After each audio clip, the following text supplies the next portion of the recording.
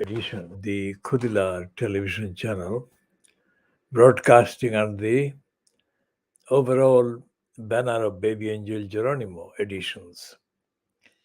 So this is the BabyAngelGeronimo editions, Khoodeelaar television channel, part 2 of the day,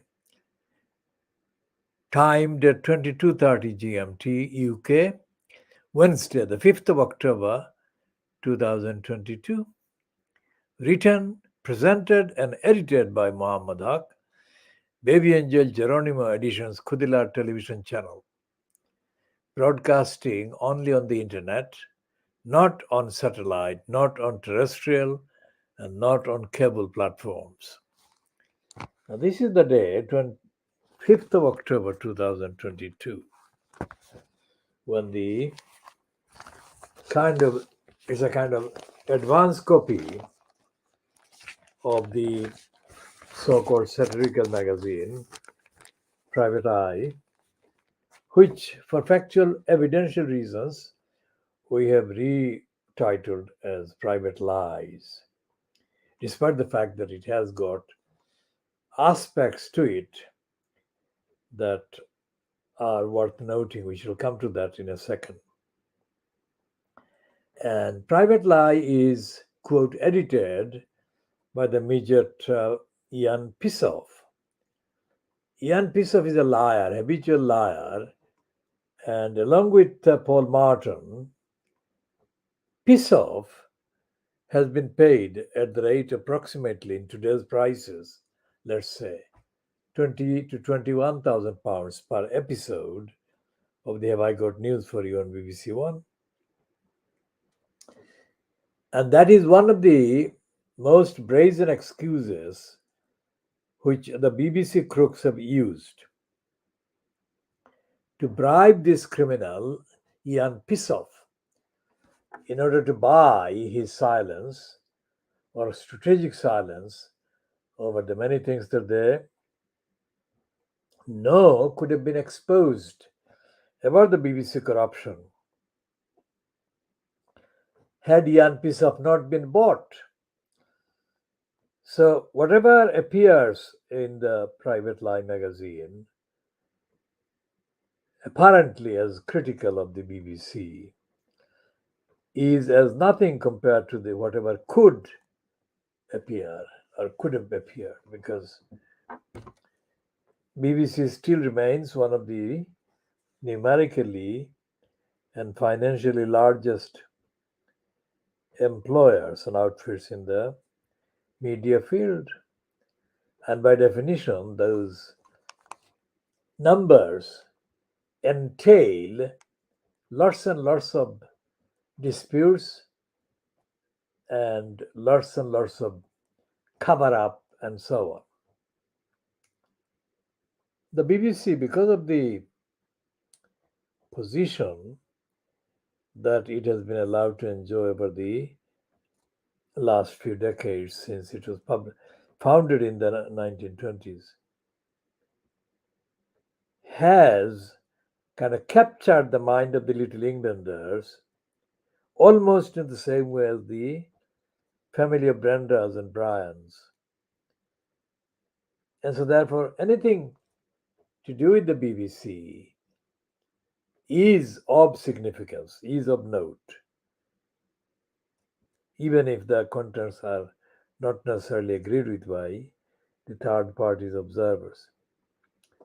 Now, this edition of the Private Lie, number 1583, which is dated the 7th of October until the 20th of October 2022, 7th meaning 2 days from now, Friday the 7th of October. On the front page is, in my view, in terms of current affairs and the current goings on, this front page with the bubbles contains much more creative and comprehensive kind of captions than it has been a long time for Private Lie to run, because most of the Private Lie covers printed during the congenital liar Boris Johnson's time at number 10 Downing Street, or as leader of the Conservative Party, have been banal, and that persistent banality suggests that Private Lie didn't want to sink the congenital liar Boris Johnson too soon, or didn't want to take part in sinking him. And it didn't, because Private Lie, under the midget Ian Pissoff's so-called decision-making, censored or suppressed most of the criminality that Boris Johnson indulged in. And it only gave expression to a very small number or proportion of criminality perpetrated by the congenital liar Boris Johnson. Now, there is a similarity between the midget's outlook and the congenital liar's outlook, because the similarity is about, as we call this, the BabyAngelGeronimo editions. Similarity is to be found in the behavior of the midget, who actually colluded post facto with the liar Boris Johnson and his stance in condemning BabyAngelGeronimo. And the midget, anyone who has suffered the actual television or video images of the young piece of the midget, when he smiles, the smile doesn't come across as a natural smile. It comes across as a kind of labored, troubled, in struggle smile, artificial, false, fabricated, and so on. And the jokes that the liar, Ian Pissoff, kind of spews, the jokes never come across as genuine, spontaneous, authentic, naturally conceived. The jokes come across as having been labored and worked on and beaten up in the process by a number of people before being made, quote, presentable by the very unfunny face of the Pissoff. Now, the Pissoff also has been showing persistent signs of egotism in, for example, in the podcast so-called, that is the podcast that is broadcast annually about the annual event. I mean, Pissoff dominates the actual podcast, whereas there are about 3 or 4 other so-called guests who are kind of selected from among regular contributors and characters featured in Private Eye over the years. But none of those gets to go present a really humorous kind of series or humorous present or make humorous presentation of the Private Lie year. And the racist, frantic swine never appears. Now, that is something that the swine has done for as long as he has been performing the main task of editing the paper, because it's frantic swine who does the main work and does edit the paper. He doesn't appear, but those who do appear could make contributions to the podcast, but the Pissoff appears to be quite jealous of the others, and so he keeps the presenting and the bogus, unfunny laughter items to himself. And in the presentation, the event never comes across as being elegant, never comes across as being coherent, never comes across as being on the spot. I mean, or kind of to the point, let's say, spot on, let's say. It comes across as being belated, labored, and some kind of artificially stolen and patched together. And the individual contributions made by the other two or three sound and come across as being, again, unspontaneous. Now, why am I saying those things about those items? Because if anyone objectively took into account the years' collection of coverage of the corrupt British politicians and politics in private eye, by a private eye, let's say, it would become very clear that there are far more entertaining contents in the year's coverage than have ever been given expression to in the podcast that is fronted by Jan Pissoff. And Pissoff also has been inserting his own image on the kind of look-alike bits in the private eye letters column. Okay, so one of the main attractions, if you like, in terms of intellectual urgency is the page called Rotten Boroughs. In today's edition, that is the advanced copy that I bought from Tesco's, today's edition of Private Lie, that is issue number 1583, at, let's say, what page is it? So the page 21 is the Rotten Boroughs column. And there are three columns, literally three columns in the main column.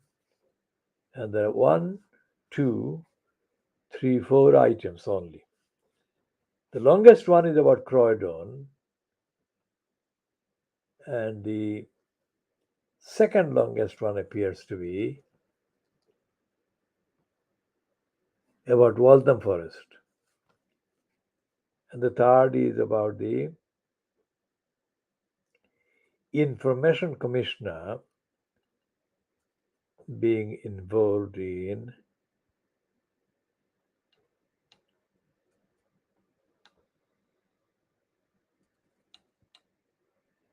what council is it they're talking about?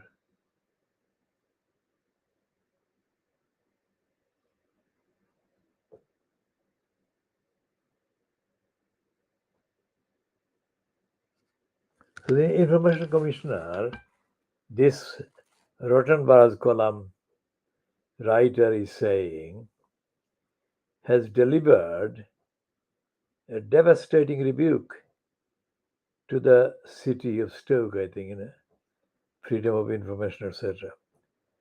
Now, the Information Commissioner is not the subject of our discussion this time, but on the evidence of their behavior since the Information Commissioners or commissioners founded, there has been no devastating ruling by the Information Commissioner about any council. And the reason why this Rotten Boroughs column is so kind of timid is because the guy who puts it together is himself a right-wing reactionary, posing as a kind of investigative thing. He has never broken anything. And I said that including the fact that the Private Lie did publish that halal dead meat in October 2000 10.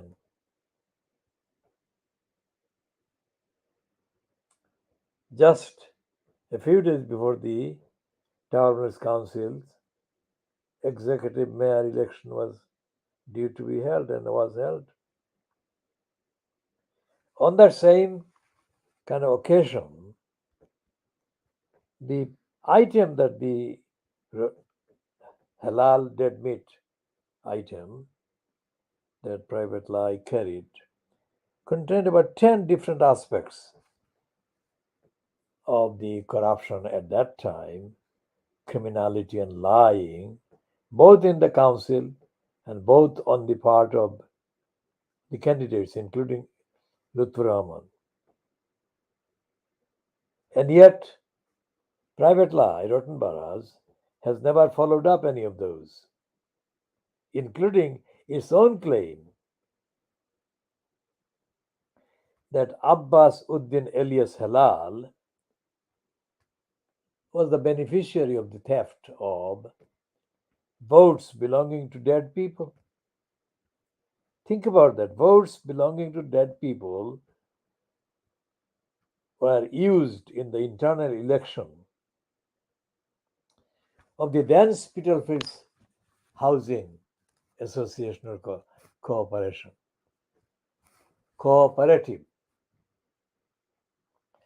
And it was suggested in that piece, Halal Dead Meat, that Abbasuddin alias Halal had been asked at least 4 times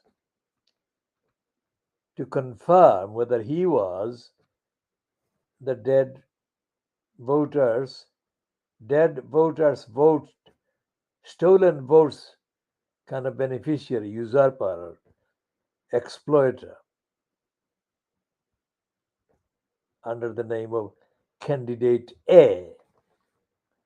And Private Lie said in that same issue, Halal Dead Meat, that Abbasuddin alias Halal lost mysteriously, surprisingly, he lost his power of speech when asked to confirm whether he was the candidate called Candidate A,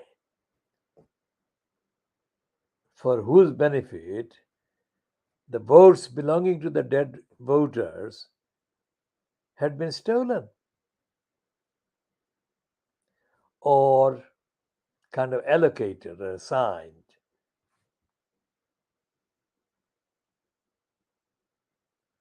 That was the Spitalfields Housing Cooperative, which is no longer known as the cooperative.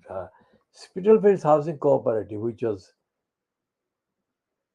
the natural product of the campaigns that we did for housing rights and came to life at the beginning of the 1990s. Spitalfields Housing Cooperative came into life at the beginning of the 1990s, and shortly afterwards, the same initiative created the Spitalfields Small Business Association, which followed about 2-3 years afterwards. Now, the actual chronological history of those two organizations is part of the movement defending the community in the East End of London that I am the exclusive, world exclusive commentator of, historian of, observer of, and I shall be sharing all my knowledge, observations, and thoughts in due course. I alone know all the angles, and I alone have been telling the truth. None has been telling anything like the truth or a fraction of the truth. None meaning those who have been sitting on the cooperatives committees. And I would say that more than one individual, that is more than or in addition to Abbasuddin alias Hilal, several other individuals who have been on the board, on the committee of the cooperative, several other individuals have behaved with the sole purpose of being able to steal the resources, enrich themselves, and so on. Now, those have included other councillors as well. One councillor who is now dead, a former councillor who was a councillor for a very short period, he belonged to the then SDP Lib Dem or SDP Liberal Council kind of group or party. He was prosecuted for housing fraud or for abusing his position as a councillor to get himself housing benefit or benefit himself in housing. His name was Sajjad Mia. He was prosecuted as a criminal prosecution. But at the very last minute, a very strange excuse was created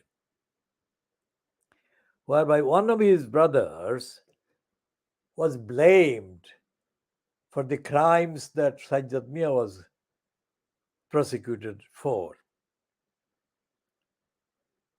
It was like a mysterious thing that happened with the prosecution, non-prosecution of Afsana Begum much later. Because as we have said at the time, the prosecution of Afsana Begum over housing fraud or housing abuse was operated as a circus by the sitting judge or judges at the Snaresbrook Crown Court, as well as by the lawyers. Even the lawyers that apparently appeared for the prosecuting body, the Tower Hamlets Council itself. What I'm saying is that all the corruption that goes on in Tower Hamlets goes on and has gone on because of the direct and active, persistent participation in the fraud and corruption by several practicing law traders. So Tower Hamlets Council is corrupt. The community that the Tower Hamlets Council is supposed to serve is betrayed and let down by the crooks in the council. And in the council, such outfits as the then not operating or alive anymore, Tower Hamlets Law Center. These outfits are and have been totally corrupt and controlled by crooks and criminals, and of course, racists. I mean, one multifarious criminal, and I'm calling his name out,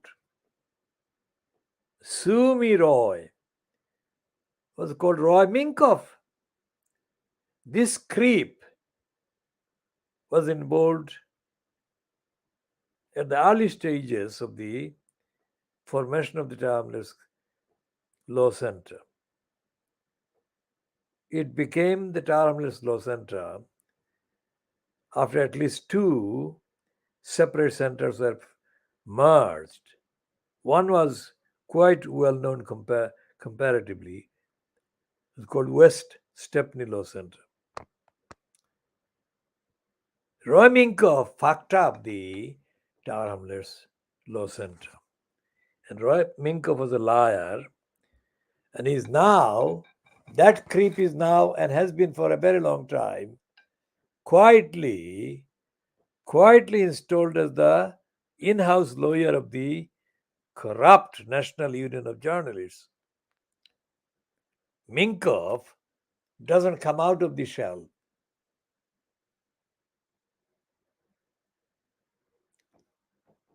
So all this criminality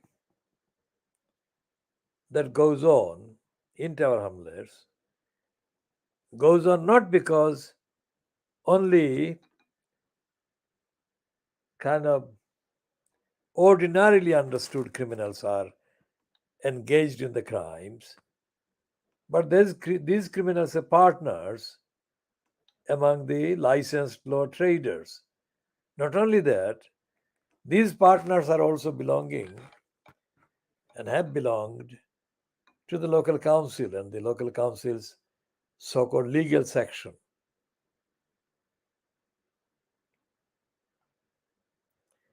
When Richard Morey kind of looked at the petition against Luthraman, Richard Morey must have noticed immediately that something was odd in the name of the list of the defendants.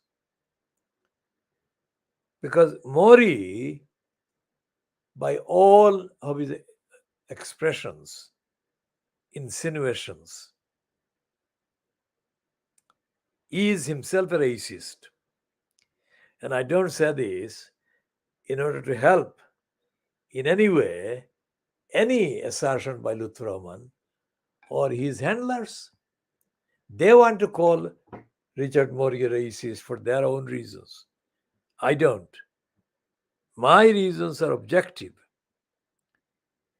And my reasons are distinguished from the corrupt pretexts of Luthraman and his handlers by the fact that I have always maintained, right from the beginning of the publication of the ruling on the 23rd of April 2015, that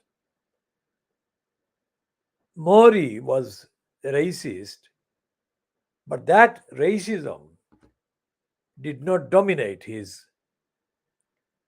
examination of the evidence before him.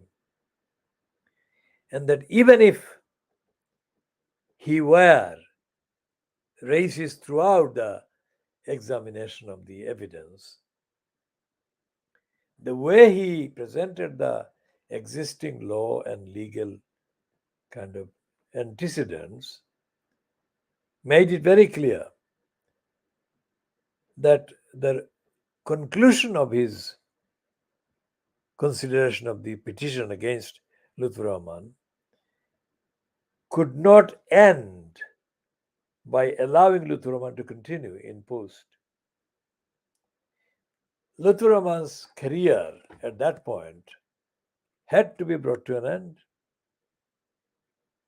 Remember what I've just said. And in any case, Luthraman and his handlers are morally dead. They cannot morally expose the racism of Richard Morey. They have not been able to. And they will never be able to. Because they are immoral and they are capitulative of racists like Morey. What do? These cowards go to the racists and suck up to the racists and touch their feet and seek the racists' approval. So when Morey saw the name of Williams as the second defendant after Luther in the court case or the application, the petition, Morey was very, very surprised.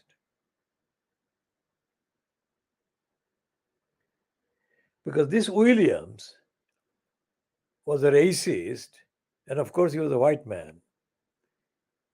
And Mori knew that if he had to apply the same laws against Williams as he was going to have to apply against Lutfur Rahman, then that would undermine the finding against Lutfur Rahman. Because that would take the shift, that would shift the blame, the liability away from the shoulders of Lutfur Rahman and distribute it to the shoulders of Williams. Get it? So Mori wanted desperately badly to find an excuse to get rid of this part of the petition that implied Williams as a wrongdoer as well. So as soon as he found the pretext, Mori dropped Williams from the list. And once he had dropped Williams, he could focus on Lutfur Rahman solely, which is what he did. Remember? So I'm saying this to Mori, don't you dare fantasize that I haven't noticed your racism. Crafty little racist. You let Williams, the racist, get away. But Williams will not get away from the evidence that makes him guilty. He may not be guilty of the same kind of technical or technically describable offenses. But Williams was responsible as a liar, as a fraudster, as a colluder.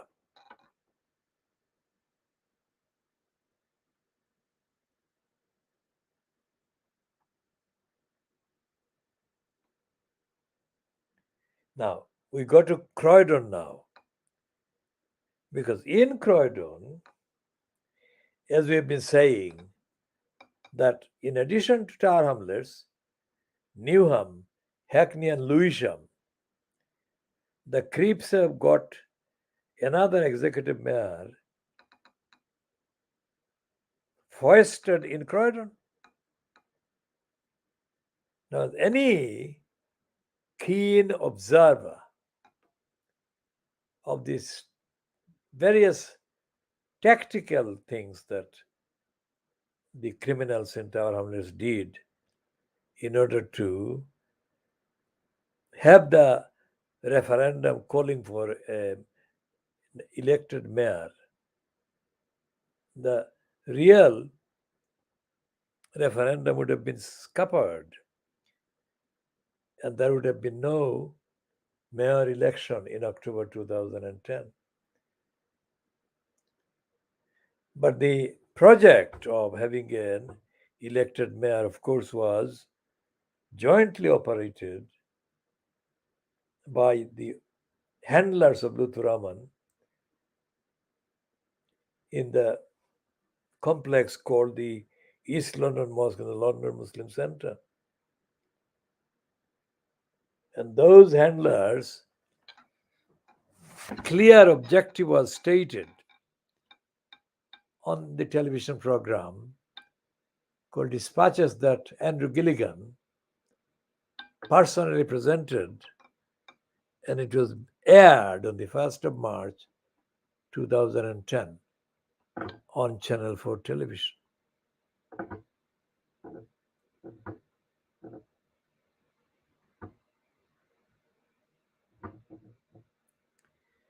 Now, if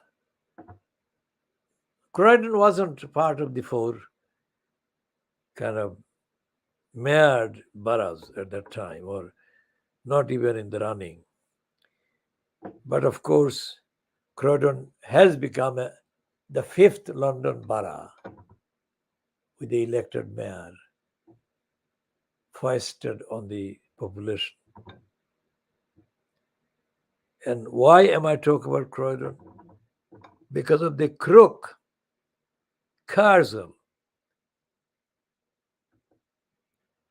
Carswell is the professional career criminal who has been contaminating far too many local borough councils in the UK, well, in England.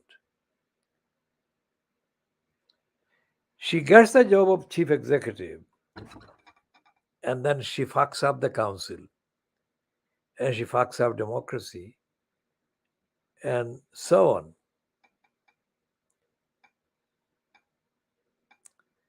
And nobody has held Carswell to any account in her long corrupt career. Carswell needs prosecuting, but so far she has not been prosecuted. Now, what she has been doing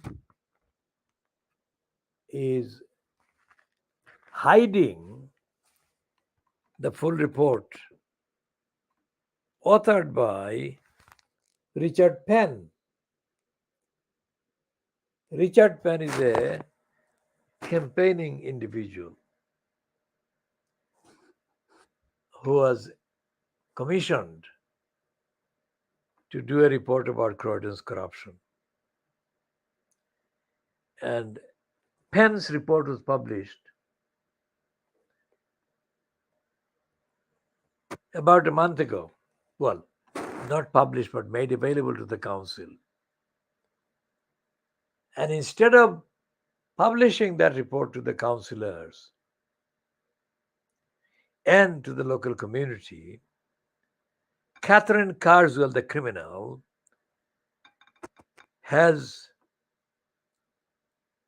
created a kind of iron bolts in the Croydon Council and has hidden the report in the iron bolts. Now, because of the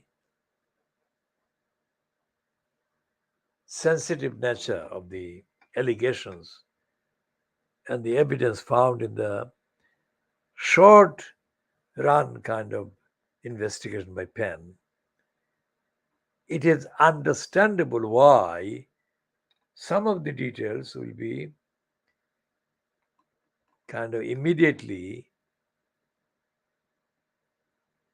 usable as the most explosive political material. Essentially, the Croydon Council criminals are, in fact, the criminals in the Labour Party, the controlling Labour Party.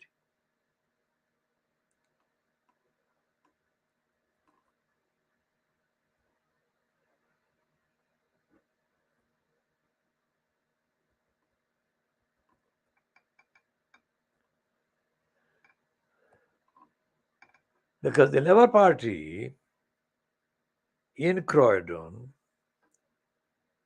carried on stealing the resources and lying to the people of Croydon for years and years and years. And those who campaigned against the corruption of Croydon Council mainly belong to the Lib Dems. Now, any observer of the evidence of the Lib Dems' behavior would know that why we call them dumps, because they're dumb. They're dummies. They're completely stupid. Because instead of campaigning for an end to the corrupt system, the Lib Dems completely stupidly started campaigning for Croydon to have an elected mayor. And I told them at the time that if they did that, then that would guarantee Croydon sinking forever into the mire of corruption, the ditch of corruption forever. And the Lib Dems would not get the benefit that they were expecting they would get by the tactical collusion with the crooks.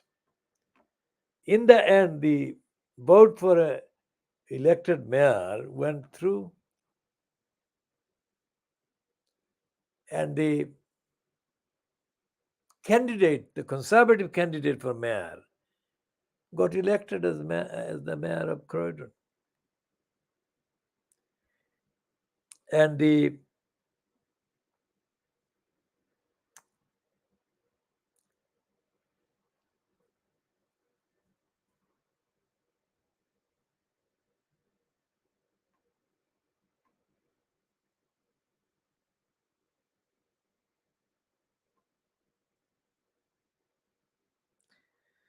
so the Croydon people have elected a conservative mayor. And the council is now conservative controlled. Bad enough. But in the last month or so, the Al Jazeera English channel produced an investigation report into Croydon, which includes revelations that for many years, the Labour Party, the UK Labour Party headquarters, was given direct information about Labour Party corruption in Croydon. And the Labour Party headquarters was told in explosive expressions of clear prediction and truth that if the Labour Party didn't take any action against Croydon crooks in the Labour Party in Croydon, then it would be a big, big disaster, which it has been.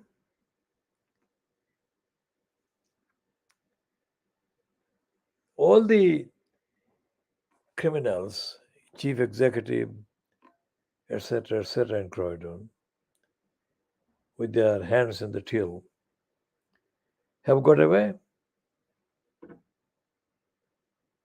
But they shouldn't have got away. There should have been clear prosecution against all these criminals. Now, the fact that they have got away, and instead of campaigning for the prosecution of these criminals, Croydon Lib Dems diverted the whole thing and gave the biggest excuse to the Labour Party crooks by saying that Croydon's problems could only be solved by having an elected mayor.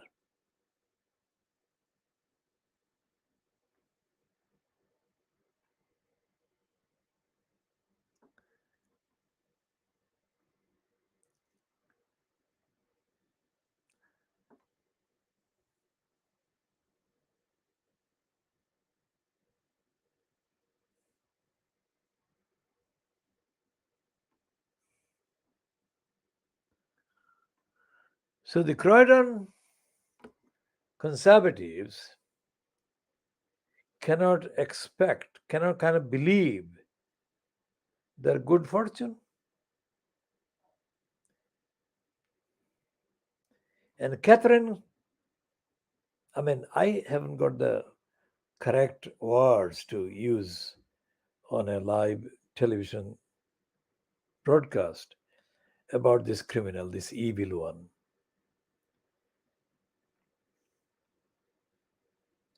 She was hired by Ruxana Fiaz to sort out Neom Council's corruption and criminality and cover up whatever. And Carswell did the fiddling with Rukhsana Fiaz for as long as she could. And then it became unsustainable. I started the campaign against Carswell in Newham, and Carswell couldn't answer the questions. And I demanded action by the liar, Rukhsana Fiaz, who couldn't take action and couldn't answer my questions. Whatever the impact I had on the two of them, Carswell decided to leave Newham.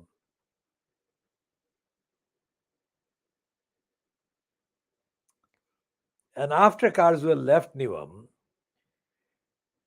she was officially not on the payroll of any organization. But she did receive thousands and thousands and thousands of pounds from Newham Council as well as from other councils. Because Catherine Carswell is one of the most notorious criminals operating in the English local council circuit.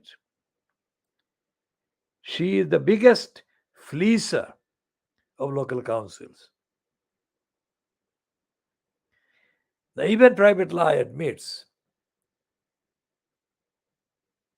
that private lie itself, cannot get to the bottom of all the facts. And it hasn't got anywhere near uncovering Carswell. As private lie has not come anywhere near uncovering what happened in the 2012 Olympics in Stratford. While the crook Robin Wales was the mayor at the expense of Newham, elected mayor.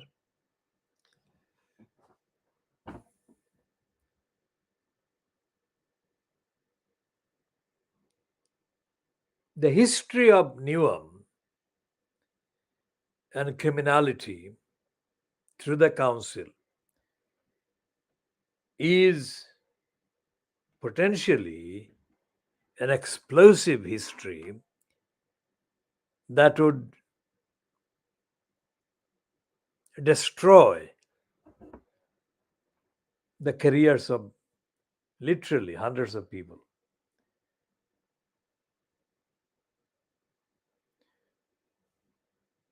And Newham Council has been involved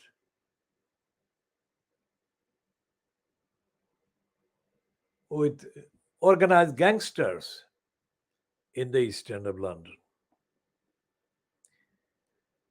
And Robin Wales has been involved with organized gangsters. And so on and so on and so on. So when Private Lie got hold of the copy of a book by one of the reporters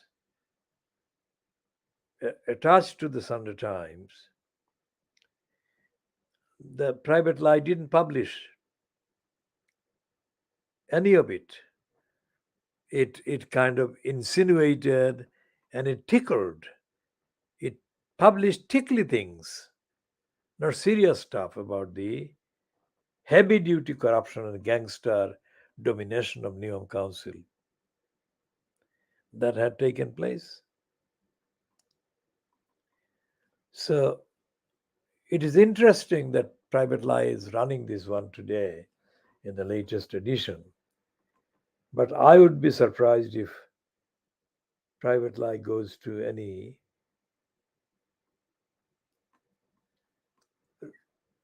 logical point about the corruption which Catherine Carswell has been part of and party to. The corruption of Rukhsana Fiaz and corruption of Lutfur Rahman. Because by definition, the whole idea of a local council having an elected mayor, executive mayor, is a stealing idea. That is to say, it is intended, designed to break the main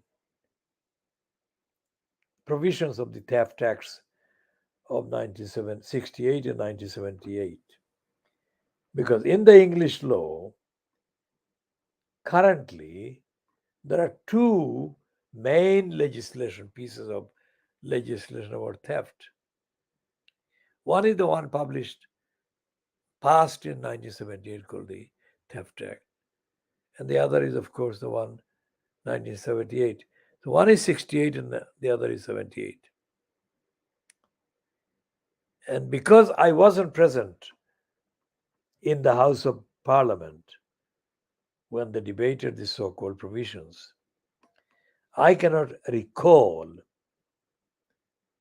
any excitable aspects of the behavior of the members of Parliament when they debated the two acts in due course.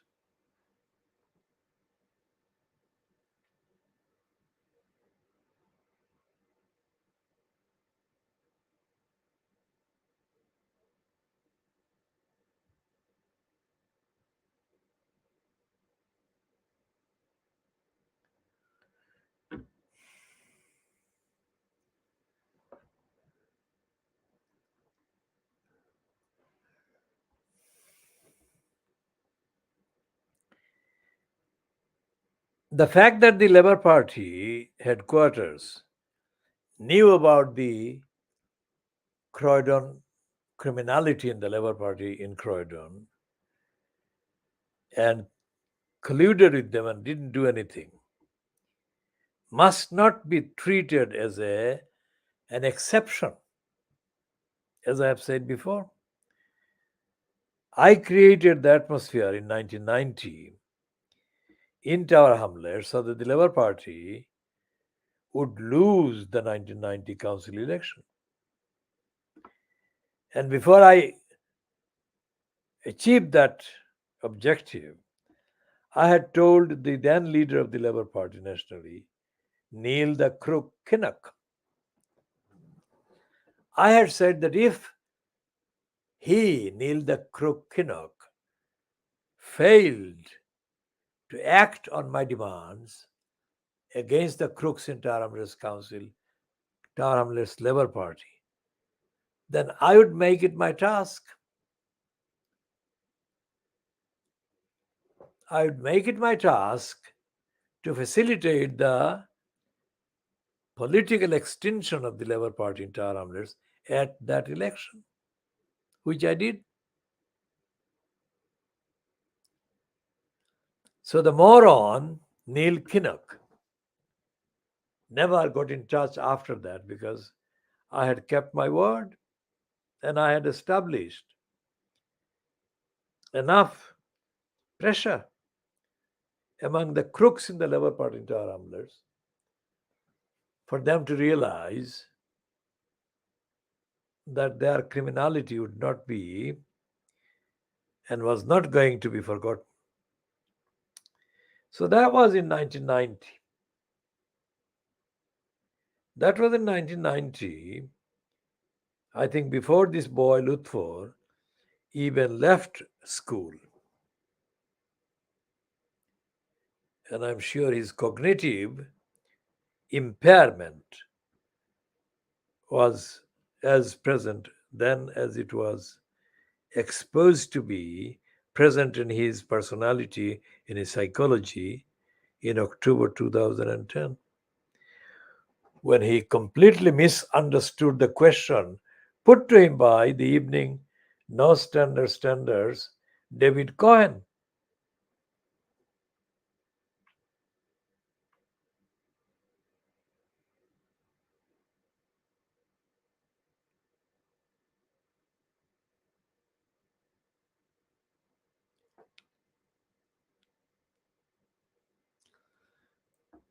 Neil Kinnock, of course, later became a commissioner in the European Union. I think Neil Kinnock is one of the criminals that really discredited the idea of the European Union because he fleeced the European Union,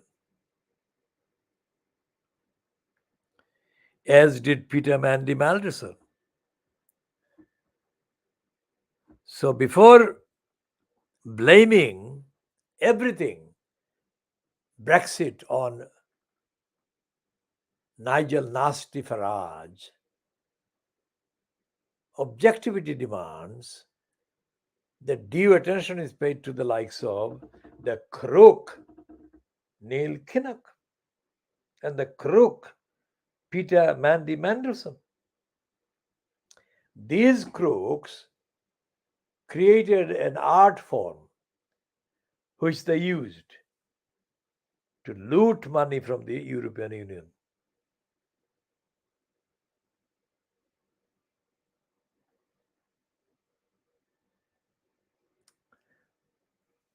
And they discredited the image of the European Union.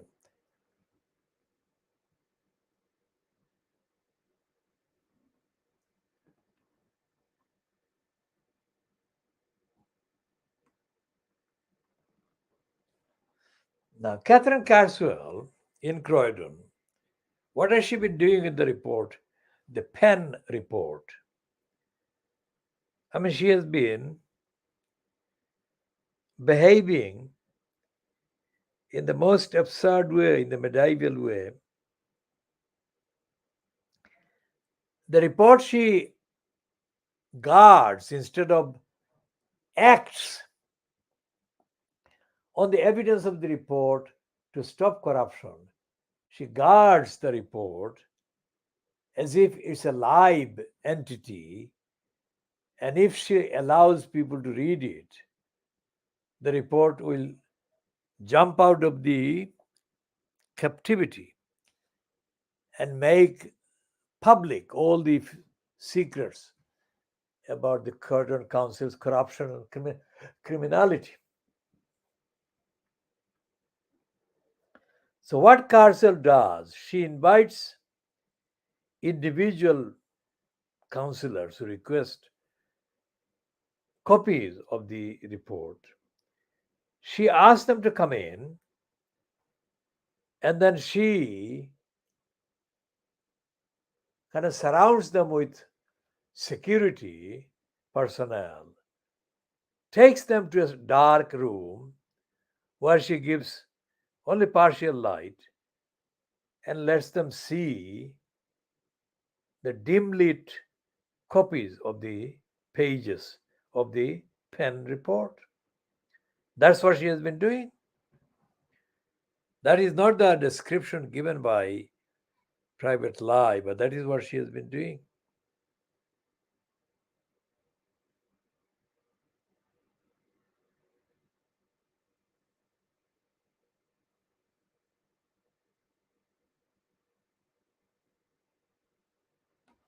Catherine Carswell imprisons Croydon councillors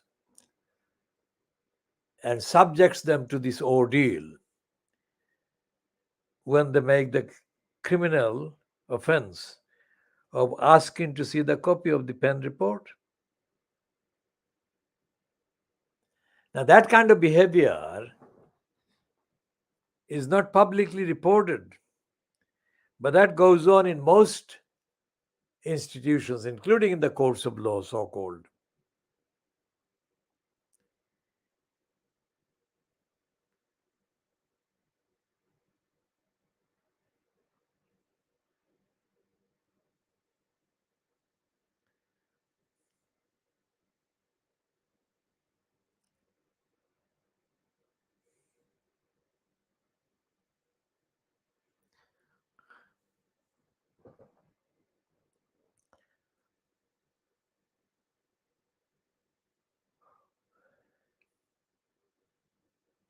In Tower Hamlets, the criminal regime of Lutfur Rahman was kind of ridiculed and mocked by the likes of Ted Jury and Mark Baines, who is apparently now deceased.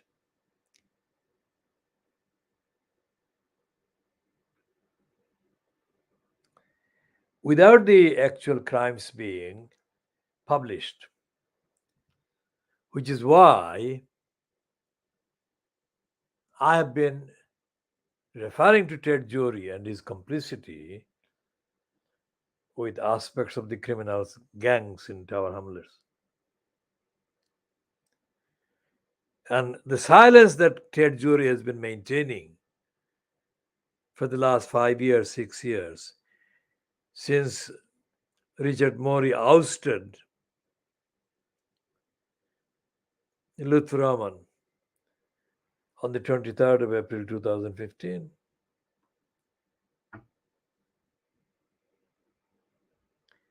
Why has Ted Jory been maintaining silence? We shall be talking about all of that. We shall be talking about all of that in due course, not necessarily in the rest of this edition, because we are coming to bring this particular edition to a close. We shall be continuing all the other topics of the main frequency in due course in the subsequent editions. So the time is now 23:19 hours GMT on 1:5 of October 2022, and over to the British Standard Time, which is midnight 19 hours on Thursday the 6th of October 2022